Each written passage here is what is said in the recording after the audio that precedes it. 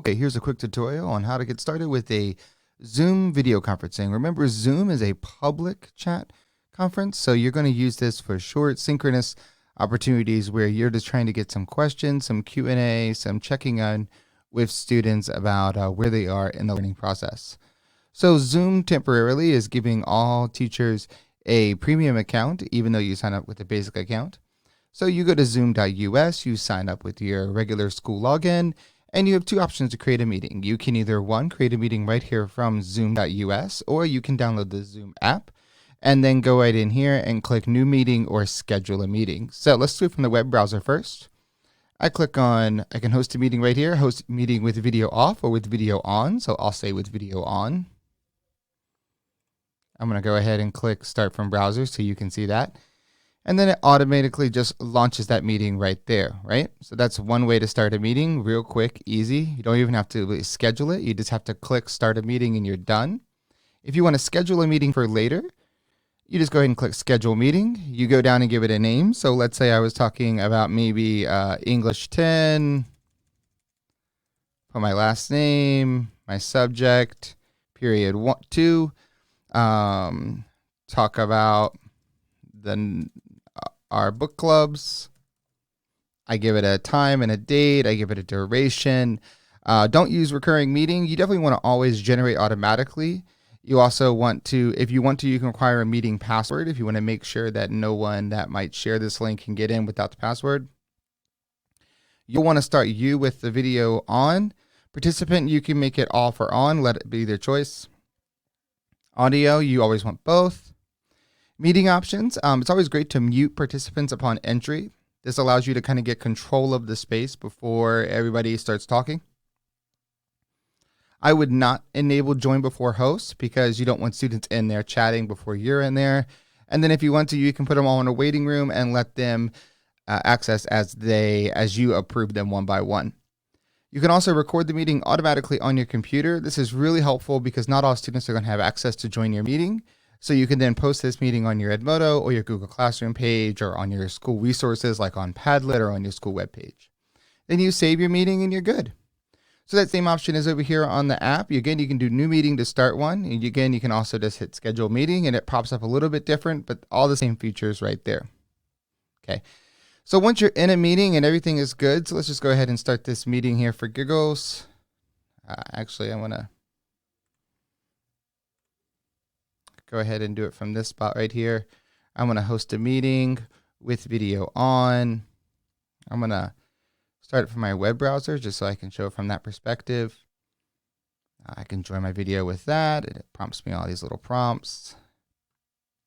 I can start my video. And then so there's some options, right? You have chat over here.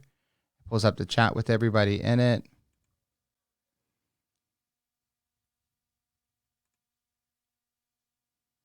And then you also have some options over here. You can disable video.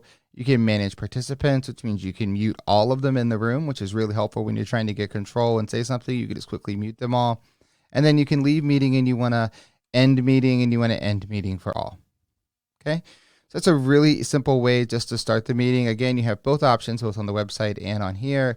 If you are doing a Zoom meeting, there's nice to be able to go ahead and let's look at some of the settings that you should enable. So under settings, profile, and then here on settings, just some things to help give you some more control.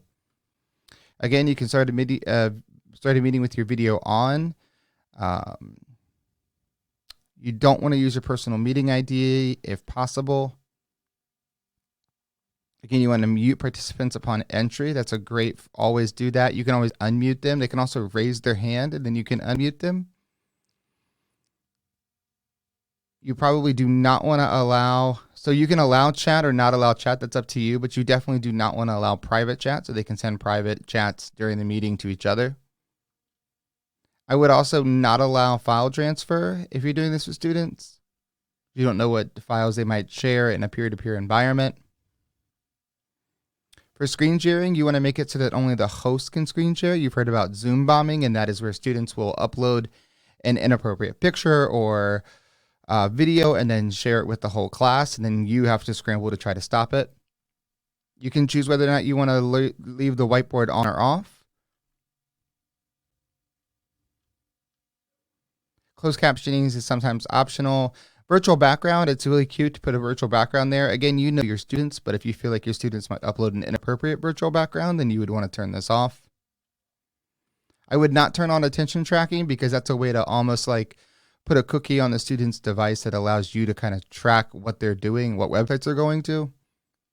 And then I would always do a join from browser link option that's right here, so that students that do not have the ability to use a computer or do not have the ability to download the app can also still join from a web page.